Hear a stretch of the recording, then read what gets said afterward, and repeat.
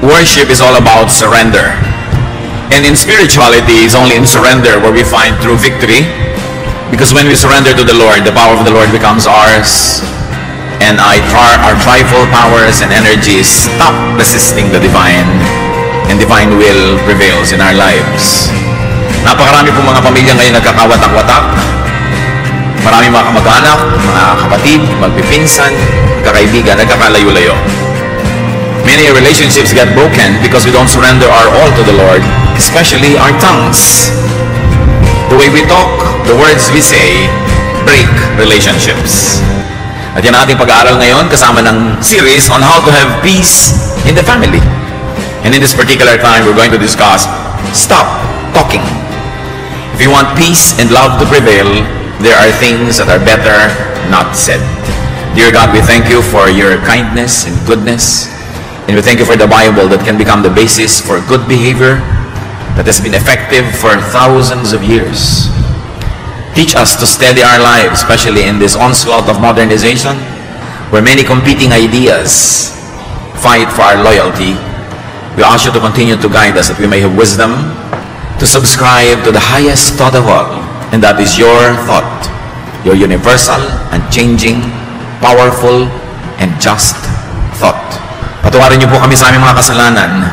Forgive us for our sins, cleanse us from all our iniquities. Enable us to see you face to face, to hold your hand, to experience your spirit. Embrace us with your love, O God. Set our spirits free so that we may gain hearts of wisdom. Lead us now, teach us. May your voice be heard. We ask you to be the true and only preacher, O God. Use your servant only as your instrument. Ang dawa, Panginoon, ang iyong kaluwalhatian, kabanalan, karunungan, maghari sa aming kapaligiran. Restore our strength, sharpen our minds, lead us unto greater godliness. In the name of Jesus, your Son, we pray with thanksgiving. Amen. Gaano karami pong mga pamilya nagkakasira ang magkakapatid, magkakamag-anak, maging mag-asawa, mga in-laws, dahil sa kadaldalan, dahil sa katabilan, dahil sa pagpapakawala ng mga salita na mas mabuti pa dapat na hindi pakawalan. How to have peace in the family? One of that, stop talking. Stop bad-mouthing. Dapat na tayong tumigil sa pagsasalita ng nakakasakit, hindi maganda, laban sa ating kapwa. Sinasabi man natin ito ng harapan o sa likod niya, pareho hindi maganda ang bunga. Proverbs 11:12, a man who lacks judgment derides his neighbor, but a man of understanding holds his tongue. Tunay nga, ang tao daw na walang bait sa sarili ay nanglalait, nangiinsulto, nananakit ng kanyang kapwa. Pero ang matalinong tao ay pinipigil magsalita. Kung ang sasabihin niya ay maglalayo lang ng loob ng kapwa at hindi naman maglalapit. We have to stop criticizing. Ang gagaling natin sa pamumuna, sa pamimintas. May mga tao na halos ang buong buhay nila, inubos sila sa pamimintas. Pamimintas ng itsura ng kapwa, ng pagluluto ng kapwa, ng ugali ng kapwa. At kung titingnan nyo ang bunga, laging pareho lang. Nagagalit yung pinipintasan, lumalayo ang loob, namimintas din, at walang katapusang bangayan. Kung ito ay ginagamit sa atin, sabi, huwag mong aawayin ang iyong kapitbahay, lalo naman ang iyong kasambahay, lalo ang iyong kapamilya, na ang relasyon mo ay hindi kayang palitan buong buhay kasi meron na kayong relasyon sa dugo. Sa mga magkakamag-anak, stop gossiping. Lalong-lalo yung mga hipag, mga bayaw, mga magbibilas, na mga sabit sa pamilya, pero sila itong number one na magchismis. Word gets around and comes back, and you will be found out. Wala tayong sinasabi na hindi kumakalat tapos babalikan tayo nun. Kung sa palagay nyo ang inyong kausap ay pwedeng pagtiwalaan, think again. Lahat ng binibitawan nating salita, nakakarating dun sa taong pinag-uusapan.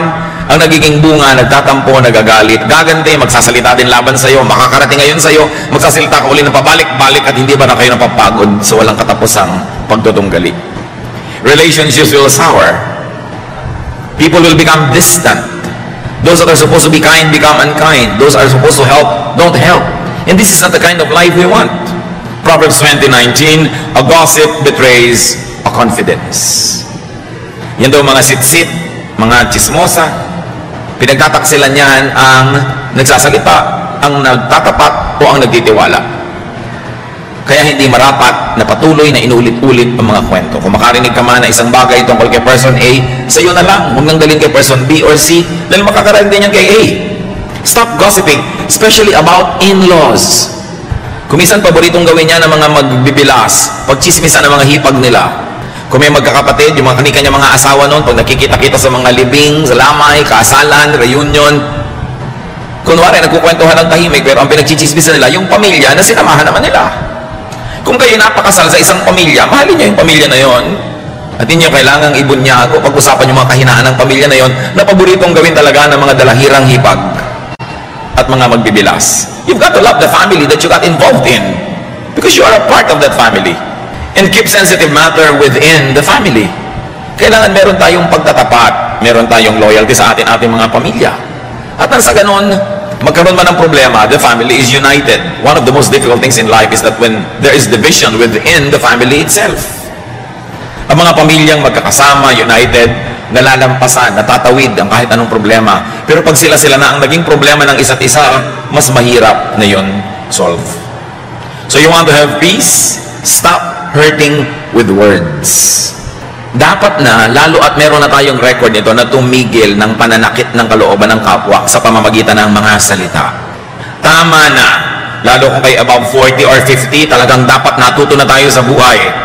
Tama na ang mga parinig, dahil nakakainis yan. Tama na ang mga pasaring, mga parunggit, at mga pahaging, mga padaplis, o kaya diretsong mga patama. Tama na ang pambabara. Merong mga member ng family natin ang hilig mambara. Pag may mali ka, babarahin ka. Pag may sinabi ka, babarahin ka. Tama na ang panghihiya. We must stop hurting people's feelings with what we say. Yes, there is freedom of speech. Yes, you may say what you want to say, but do you really want to alienate people from you? Do you really want to insult or hurt people so that you can say your truth? If it's true at all. And even if it's true, it doesn't entitle you to declare it anytime, any moment, anyhow. Because for everything there is season and a time for every matter under heaven. Sabi ng Desiderata, speak your truth quietly. Hindi kailangang ipagsigawan. If you're correcting somebody, if you're opposing somebody's idea, it doesn't to be in front of everybody, especially in an Asian setting where people are sensitive, where it is important to save face. Proverbs 12:18, reckless words pierce like a sword, but the tongue of the wise brings healing. Pag daw hindi iningatan ang pagsasalita, pagpadalos-dalos, daig pa ng mga salita ang matatalim na mga espada na sumusuga, na pagdurugo ang ating kapwa. Pero ang tao daw matalino, pag binitawan ang salita para magpagaling. Hindi para manakit, hindi para lumala. Why hurt others with your mouth when you can heal wounds with the same mouth? What will you really get? What kind of satisfaction or pleasure or happiness will you get out of hurting people, embarrassing people, and becoming disrespectful? Stop talking too much. You want world peace? Just got to have what you say. Peace will be achieved. Proverbs 10:19, when words are many, sin is not absent. But he who holds his tongue is wise. Control the urge to talk negatively about others. Control the urge to talk negatively to others. In this kind of setting, unsaid words are treasures. Released bad words are garbage and pollutants. Ang mga pangit, masakit na salita na hindi natin binibitawan ay parang kayamanang itinatago mo. Pero ang mga pangit at masakit na salita na binitawan mo na ay parang basurang ikinalat mo na. At kahit anong sorry, kahit anong gawin mo later on, nakakalat na, hindi mo na mababawi. Isang senyales ng kamangmangan ng foolishness, yung pagsasalita ng hindi iniingatan. Yung ibinagyayabang mo ako, pag inisip ko, sinasabi ko. Yung pagka naisip ko, talagang ibubulalas ko. Bakit? Ganun ang iniisip ko sa kanya, sasabihin ko, I'm sure marami kang kaaway. I'm sure ko konti magmamahal sa'yo. Hindi ipinagmamalaki yun. Dapat pigilin yung ganong kate ng dila. And next, to stop talking too much is to stop nagging. May mga taong nakakasakal kasama, nag ng nag, takatak ang bibig, walang tigil. Do you know that nagging is trespassing? Because the sound of your voice enters the private ears of people around you. Paglampas yan sa iyong mga boundaries. And stop nagging, especially if you are being ignored, unheeded, exactly because you nag. Alam niyo po ba na maraming bungangera talagang hindi pinapakinggan kaya lalong nagbubunganga? Ang hindi nila naaalala, kaya nga sila hindi pinapakinggan dahil naiinis sa pagbubunganga nila. na yung hindi pagsunod sa kanila at hindi pagbibigay sa kanila isang uri ng rebellion o paglaban. Kung pagbubunga nga ang ginagawa natin, siguro meron tayong gustong ma-achieve. Meron tayong gustong magawa, makamit. Pero pagka hindi nagwo-work, if your nagging doesn't bring the product that you want, then you've got to change your approach. Kung yung asawa nyo hindi nagbabago ka na dapat baguhin nyo ang inyong style. Kung hindi nagbabago ang inyong anak, ang inyong sino man sa kananag, change your style. Now, people who are being nagged, why don't you help this person to stop nagging by giving her or him what he wants? Many people nag because they don't get what they want. Maybe sometimes they are right. And it is also to your credit if you make them stop talking by listening to them if they are right. Pero dapat tumigil tayo ng sobrang pagmamalabis ang bunganga. Kung talagang meron tayong gusto sabihin sa ating kapwa, isang tahimik, payapa, matalinong usapan, walang emosyon, walang sigawan, walang paronggit, sabihin nyo ang inyong niloloob. At nang masabi din naman ng tao ang kanyang iniisip, at tapos ang tama na, huwag nyo nang ulit-ulitin na inag. Makakainisan lang kayo. Maraming mga tao tumanda na lang, hindi pa natututo, lahat ng naiisip sinasabi, pero tingnan nyo, may talab ba? Nakukuha ko ba talaga yung gusto ko? Kabubunga nga. At kung nakuha nyo man, baka napilitan lang yung nagbigay, pinagbigyan lang kayo, huwag yung asahang laging mangyayari uli yun dahil nagbunga nga kayo. Iba yung ibinibigay ng kusa, at iba naman yung pinipiga mo dahil ang kulit mo. Masarap yung may okasyon, hindi ka naman humihingi ng regalo, niregaluhan nga kusa. Kesa sita ka ng sita, bakit ako di man niregaluhan? Eh hindi ka na nga niregaluhan, dapat makahalata ka. Dahil kung gusto ka na magregaluhan, mahirap ba magkusa? So kung paulit-ulit ka, lalo lang maiinis yung tinatanong mo, bakit tungkulin ba niya, niregaluhan ka? Nasa batas ba yun na dapat niyang gawin? Minsan marami tayong demands. Bakit ako hindi mo dinadalaw? Bakit ako hindi mo giningitian? Bakit pagka ako kasama mo, tahimik ka lang? Ang tanongin natin sa sarili natin, ba't masaya siya pagkasama niyo yung iba, tapos pagkasama kayo, wala siyang gana? Ba't siya mabait sa iba, sa inyo hindi? Kasi kung mabait na siya sa iba, ibig sabihin, marunong naman siya maging mabait. So kung hindi siya mabait sa inyo, sinasadya niya. Kasi marunong naman pala siya maging mabait sa iba. So deserve before you desire. Baka manahimik kayo, mas maging effective pa. Kasi alam nyo, mayroong konting tao na tinatabla ng bunganga, konti lang yon. Mas marami, naiinis sila doon at lalo ka lang sasadistahin. Lalo ka lang bibiguin, hindi ka bibigyan ng tagumpay. Many people are offended by too much talk so that they will frustrate you. They will never give you what you want because they rebel against your mouth. So be wise. Don't just talk, but achieve results. And most of the time, gentleness, quietness, kindness will go far, very far, much farther than a speech. Isa pa pong dapat nating matutunan, lalo tayong mga Pilipino, stop asking too much. Stop asking too many questions. Yes, parents and family members are stakeholders in people's lives, and up to a point, they are entitled to ask questions. But some pieces of information are better off volunteered rather than coerced from people. May mga bagay-bagay, mga ideya at impormasyon na mas masarap, mas matamis kung kusang ipinaalam. Kesa piniga nyo ng piniga yung tao para lang malaman nyo yung gusto nyong malaman. Maraming kanya mga nanay. Anong binili mo? O ano po? Ano nga? Ganito po. Ganun. Magkano? Ba't ka bumili nun? Etc. etc. You know, up to a point that might be done, especially kung ang kausap nyo bata, formative years. Pero pag may edad na, matuto tayong maggalang kahit ang sarili natin mga anak. We should give them privacy. Hindi tayo tanong ng tanong, saan ka galing? Yung mga iba, kung tinatanong lang tayo para mailayo tayo sa panganib, mabuti, okay lang. Pero iba talaga maurinat lang. Malaman lang nila. At itong nakakainis sa mga kamag-anak, may dalawang nag-uusap sa isang sulok. Lalapit yung pangatlo, ano pinag-uusapan nyo? Hindi mo ba nakahalata na lumalayo na nga sa'yo, tapos magtatanong ka pa? Pagka meron kang niyaya doon sa malayo, kinausap mo, paglayo mo, tatanungin niya, anong sabi sa'yo? Mga kapatid, tandaan nyo to, pag hindi sinabi sa inyo ng kusa, huwag nyong itanong. Galang lang yon.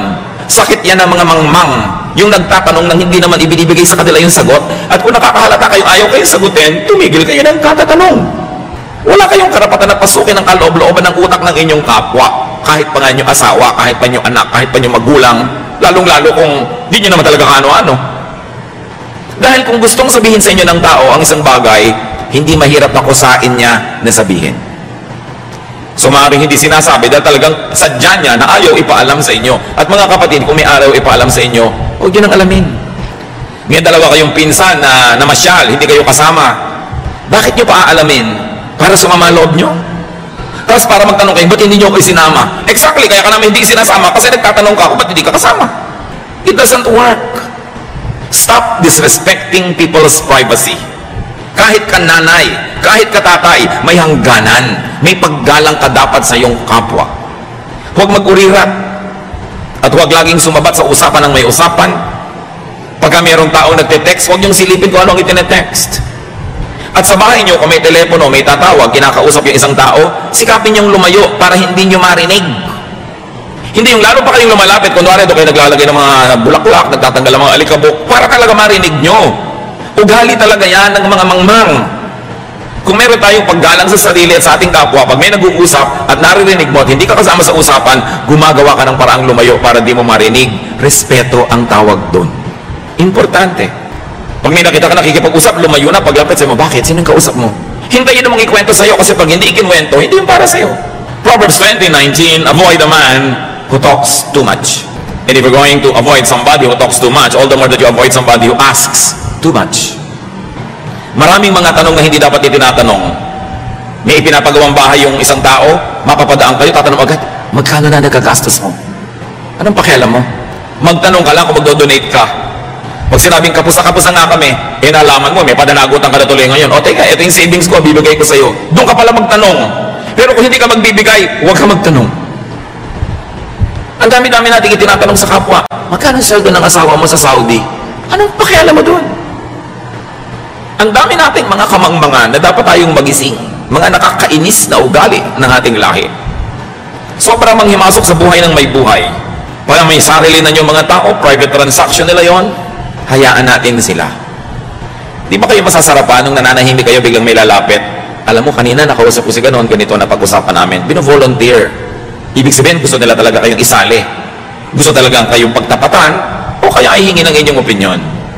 Kasi alam niyo mga kapatid, pag ang ugali natin masyadong maurirat, matanong, laging masalita, ang tendency lang ng kapwa, paglihiman tayo. Layuan. Iwasan. Gusto niyo ba yun? You want peace in the family? Stop talking back. Especially when you're in a foul mood. We all have moods. And peace in the family is promoted and kept when you allow people to have their moods and you don't have the same mood at the same time. When somebody's angry, try not to be angry or angrier. Let the person be angry for now, bukas ka na. Pila-pila, kanya-kanyang panahon. Hindi mabuti yung nagsasagutan. When people in the family, when people in a certain circle of friends are in a bad mood, it's better to be quiet. Pag galit tayo, pag masama ang ating loob, ang gusto natin ibulalas. Hindi mabuting approach. Nasaktan ang loob mo, may gusto kang sabihin, meron kang panukala, sabihin mo pag hindi ka galit. Pakiramdaman mo rin yung kapwa mo kung maganda yung mood niya bago ka magsalita. Para ang kauwian ng usapan ninyo ay magandang solusyon, magandang bunga, hindi pagkakagalit. At pag may nagsalita na isang napakapangit na salita, ang tendency natin na mas daigin yon. Magkano ka? Sabi mo naman, doble mo. Pero wala tayong na-achieve. Ang maganda doon, ay magkano ka? Oh, napakamura. Hindi mo dapat pag-aksayahan ng panahon. Tapos ang usapan. Proverbs 15:1, a kind answer soothes angry feelings, but harsh words stir them up. You know, anger is like fire, but unkind words coming from another person is like wind that fans the fire and makes it force. So avoid talking back, avoid answering back if your words would not be kind, if your words would not be conciliatory or diplomatic, if your words would embarrass others or hurt feelings or alienate people, better not talk. That is to your credit, that you could control your tongue for the sake of world peace. And in that case, just for the sake of family peace. So stop out-talking each other. May ipinenta sa'yo ang iyong kapwa. So thank you for telling me. I'll try to study it. Perhaps I will improve. But if somebody criticizes you and you answer with an even harsher criticism, you know where it will lead to. So speak your truth quietly and in the correct time. Sa pamilya, mga kapatid, isa pa para tayo matahimik, stop talking down. Tama na yung pagsasalita na para kayo amo, para kayong poon, para kayong Diyos. Kahit kayo tatay, kahit kayo husband, kahit kayo nanay, kahit kayo wife, kahit kayo ate o kuya, dumadating ang panahon, nagkakatabla-tabla na lang ang edad ng mga tao. Kasi pareho na lang sila ng alam, pareho ng mga karanasan. So yung mga dating pinupo ng mga ate, kuya, tatay, nanay, dumarating yung point na parang nagiging matalik mong kaibigan kesa sa parang mga sobrang mga superior. Hindi dapat nawawala ang galang sa magulang, sa mga nakakatandang kapatid, lalo't naging mabuting mga ate at kuya sila. Pero yung mga nakakatanda na mismo at matataas ang ranggo ang nagkukusang bumaba sa kanilang mga dambana at mga altar para maging mas maganda ang samahan. Well, it is true that the gap between parents and children, between elder brothers and younger brothers will narrow down in time. It is important to continue to be respectful to your elders, be they your brother or be your sister or be your parents. How can you be wrong when you're polite? How can you be wrong when you're diplomatic? Philippians 2:3, don't be proud, but be humble and consider others more important than yourselves. Merong mga tao na sakal na dahil sa sobrang superiority ng ilang members ng family nila. Mga tiya na nung bata ka, kinokontrol ka, dinidiktahan ka. Ngayon 30 ka na, 40, dinidiktahan ka pa rin ng tiya mo. At kung nag-60 ka na, siya nabuhay pa ng 80, didiktahan ka pa rin. Dapat natitigil yan. Dumarating ang panahon, nagkakatabla-tabla. Hindi ka man agree, hindi ka man sang-ayon sa pamumuhay ng nakakabata sa'yo. Pag sila'y nasa edad na, hayaan mo sila. Kung hihingi nila ang iyong payo, salamat. Kung hindi, at lagi mong ibinibigay nang hindi naman hinihingi, lalayuan ka lang. Ang mangyayari ngayon, tatanda ka ng tatanda, di walang dumadalaw sa'yo. Kasi bad ang record mo sa mga pamangkin mo. Bad ang record mo sa mga bata. Do you want that? Napakarami ng mga nauna sa atin na dapat ay kapulutan natin ng aral. Dapat iba-ibahin natin ang ating style. Stop the superior stance. Age and rank levels off, even between parent and child. But parents will always be parents and should be honored as parents. Remember, ang nagbo-volunteer na bumaba, yung nakakataas, pero yung nakakabata, yung mas nasa baba, huwag kayong mga hasasampahin yung mga nasa taas at pakialaman sila at lampasan pa sila. Hayaan nyo, if they volunteer, they want to be more friendly, they want to be more accessible, but it's not for you to scale their Olympus. Ang lahat dapat lumagay sa lugar. God is God of order, and every place, every person, everything in creation has its proper place in proper time. Do not cross boundaries that you shouldn't. Even cacti live in the desert. Deserts, flowers like orchids live in shades. Bougainvilleas live under the sun. We all have our places in the scheme of things. And it's important to know where you should stand. Those who take a superior stand must at least be caring and supportive. They must be good providers. Tandaan nyo mga kapatid, sa pamilya, nagpopoon-poonan ka, nagbo-boss-bossing ka, kung good provider ka. Ngayon, kung good provider ka na, hindi ka pa nagpupuon-puonan, better. Pero napakasama naman nung hindi ka nga nagpo-provide, wala ka namang naitutulong, tapos kala mo ka kung sino dyan. Lalong wala yun sa lugar. Ang pinakamasarap, yung may naitutulong ka na, ang bait-bait mo na, pero hindi ka pa nagkukung sino. Maganda yun. Pero yung akala mo kung sino, wala namang naiaabot, wala namang naitutulong, bunganga ng bunganga, wala namang binibigay, sobrang mali. At maraming ganong kamag-anak. Kala mo kung sinong alam nila ang lahat, kala mo kay Rorunong, si sermon na nila mga kamag-anak nila. Hindi naman nila tinutulungan. Earn your right to be heard. It's not a birthright to impose your mouth on other people's ears. You earn it. You earn it with your intelligence, with your wisdom, with your kindness, with your charities. But so much better if you have already earned it, but you don't use the privilege, and you remain humble and nice. So kayo nagpapakabathala sa inyong pamilya, tandaan nyo, pinagmulan ng bathala ay bahala. So sige, bathala ka sa pamilya, pero ikaw ang bahala sa gastos. Ikaw ang bahala sa mga bayarin. Bahala ka sa mga kung ano-ano mga pangangailangan. Ibig sabihin kasi ng bathala, bahala, responsible. Meron naman mga member ng family, wala man lang naiaambag pambayad ng kuryente o tubig, akala mo pa kung sino mga poon. Lalagay ka dapat sa lugar. And especially in the family where relationships are permanent, stop the disrespectful language. More than anything, we remember being hurt by words. Human memory remembers pains, but very especially pains inflicted by the tongue of other people. So you don't want to be remembered negatively. You will pass this way only once. Why make enemies when you can make friends? And in the family, stop the shouting. Mga mag-asawa, kung nagsisigawan kayo, tumigil kayo. The meaning of a word will not change whether you send it softly or loudly, but emotions get affected when you shout. So why don't you just speak your truth quietly? You will achieve better results. by not shouting. Shouting is primitive. May nasalubong kayong cobra, sigawan nyo na ubod lakas, baka sakali masindak nyo at umalis. May nasalubong kayong gorilla, sigawan nyo. May nasalubong kayong halimaw, sigawan nyo. Pero yung kausap nyo asawa nyo, bakit nyo sisigawan? Kausap mo anak mo, ba't mo kailangan sigawan? So kung galit na galit ka, mamaya ka nila magsalita. When you're too emotionally affected, delay opening your mouth so you don't have to emphasize your meaning and help it with theatrics, with volume, with shouting. Because the tendency of the hearer is not to pay attention to your content, but to be affected and offended by your method. So mahalaga, huwag magsigawan. Mga mag-asawa, magkatabi ba kayo? Sabi nyo, sige, wala na tayong sigawan. Ha? Sinasabi nyo ba? Lalo yung pala sigaw? Pero yung mag-asawa, nagmamahalan kayo, may nagsisigawan kayo. Bakit? Di ba pag nagka-cancer ka, yung asawa mo na mag-aalaga sa'yo? Pagka yung atay mo, nasisira yung asawa mo magdo-donate o anak mo? Di ba pag naghihingalo ka, ang nakapaligid sa'yo, pamilya? Bakit mo sila sisigawan? Mali. Sinasabi nga ni Lord, love your enemy. Di lalo namang love your family. Enemy nga, pinapamahal eh. Family pa. Pag galit na talaga kayo, pumasok kayo sa kwarto, manalamin kayo, tsaka sigawan nyo yung sarili nyo. Mailabas nyo lang. Kasi hindi naman siguro kayo magdaramdam sa sarili nyo. Pero yung inilabas mo sa iba, pinagdaramdam nila yon. Huwag yung sigawan, lalo mga bata. Natatakot, nasisira ang loob, nagtatampo. Hindi maganda ang bunga. Do not shout at your spouse. Do not shout at your children. And very especially, do not ever shout at your parents.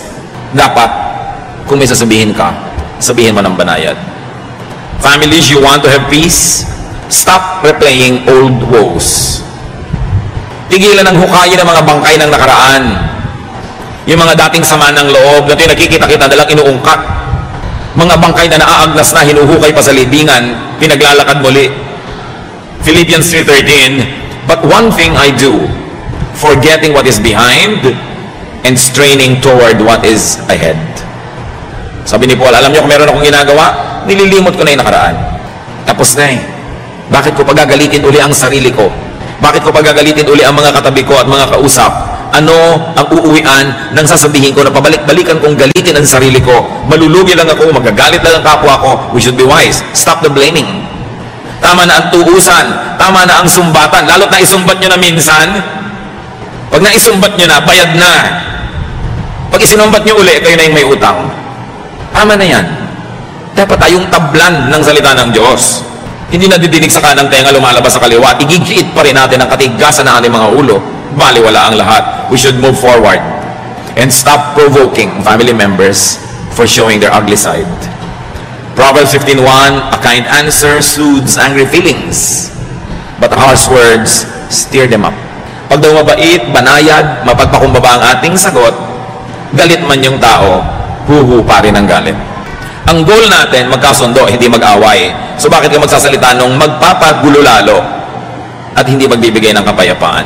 So in the family, stop arousing people to anger, to envy, to jealousy. Kaya marami magkakapatid nag-aaway, sul-sul ng kani-kanya mga asawa, lalo tungkol sa manahan. Sabi, bakit ang kuya mo, namana niya yung bahay, ikaw, bulok na jeep? Asawa magsasabi nun. Asawa, hindi ka kasama sa pagpupundar ng mga kayamanan ng magulang ng asawa mo. Huwag kang makialam sa hatian. Nagkakagulo ang magkakapatid dahil sa sul-sul, ungot-ungot at iyak-iyak ng mga asawa. Yung dating masasayang magkakapatid na paghihiwa-hiwalay tuloy. Kung hindi mo pundar, huwag kang maghangad. Pero siyempre sasabihin ni asawa, ang mga anak mo, lugi. Siyempre props yung mga anak niya. Pero siya ang interesado doon. Kaya marami pong kumpanya na matatalino yung magkakapatid, puwera ang mga asawa sa pagraran ng kumpanya. The fastest way to destroy a company is to bring in all the in-laws. Kasi alam niyo ang magkakapatid, ano man ang mga kasalanan niya sa isa't isa, dahil magkakapatid, magkakapatawaran din yan. Magpapasensyahan din. Pero pag may sumaling mga sabit, yan ang nagtatanim, yan ang nagpapalika ng gulo. Kung magtatayo ng kayo ng kumpanya, magkakapatid, off-limits ang mga asawa para tahimik kayo. Pero sabi ng asawa mo, I'm business-minded, Daddy. I like to be involved. Sabi mo, magtayo ka dyan sa tabi natin ang make tusok-tusok the fish balls. Use that business. Mag-business ka dyan, pero huwag ka sumangkot sa pamilyang ito kasi gugulo. Mahal kita, pero, you know, in-laws are like that.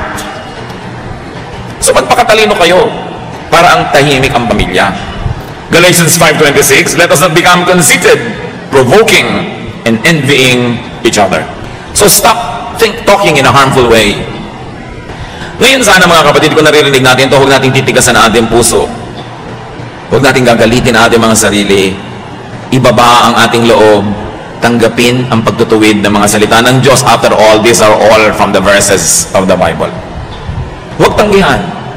Buksan ang puso para mas sumarap ang buhay at mas maging kaiga-igaya tayo sa ating kapwa.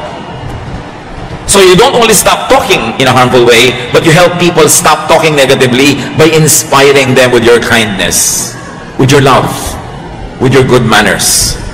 Inspire people to sanitize and beautify their language by sanitizing and beautifying your own. And do not tolerate harmful talk.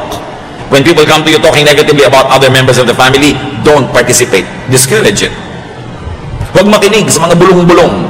Maraming mga maghihipag, magbibilas, tumanda na lang, namatay na lang yung iba, magkakagalit pa. Gusto nyo yun? Dapat baguhin ang ating mga ugali. Psalm 1:1, God blesses those people who refuse evil advice and won't follow sinners or join in sneering at God. Pinagpapala ng Panginoon ang hindi nakikinig sa mga masasamang mga pananalita at sa mga salita ng makasalanan. Aming Diyos, turuan niyo po kami na i-apply ang mga salitang ito sa aming buhay. Forgive us, Father, if we have offended you and if we have done things that contradict the holiness of your words. Teach us to correct ourselves. Ituro mo sa amin, Panginoon, na baguhin ang aming pag-uugali, bata man kami o matanda, para ang nalalabi pang panahon ng aming buhay maging matiwasay, tahimik, payapa. Yung mga nasaktan namin at nagalit ay muling bumalik ang loob sa amin at lumapit ang kanilang loob dahil nakikita nilang kami nagbabago. Patuloy mo kaming baguhin ang aming mga buhay, Lord, baguhin ang inyong salita. At sa mga kapwa namin, sa aming mga kapatid na hindi itong problema dahil talagang mabanay at magsalita, mahinahon, masarap pakinggan ang mga sinasabi, salamat. Salamat sa ganong ugali na siguradong nagbibigay ng kapayapaan at magagandang bunga sa buhay ng mayroong ganong pag-uugali. Ituro mo sa amin na maging ganon kami, O Diyos. Teach us to continue to change from glory to glory so we can be more and more like your Son, Jesus. Pagbulay-bulayan natin ang mga salitang ito. In some moments of silence, reflect upon that which we have heard and ask God to give you wisdom to apply this in daily life. Patuloy niyo kaming turuan, Ama, sa ilang saglit ng aming pakikipagniig sa iyo ng tahimik. Pukawin mo ang aming loob. Ipakita mo ang aming mga tamang ginagawa para lalo naming maulit at ipamukha mo sa amin ang mga mali at ng maituwid. Magbulay-bulay tayo sa madali.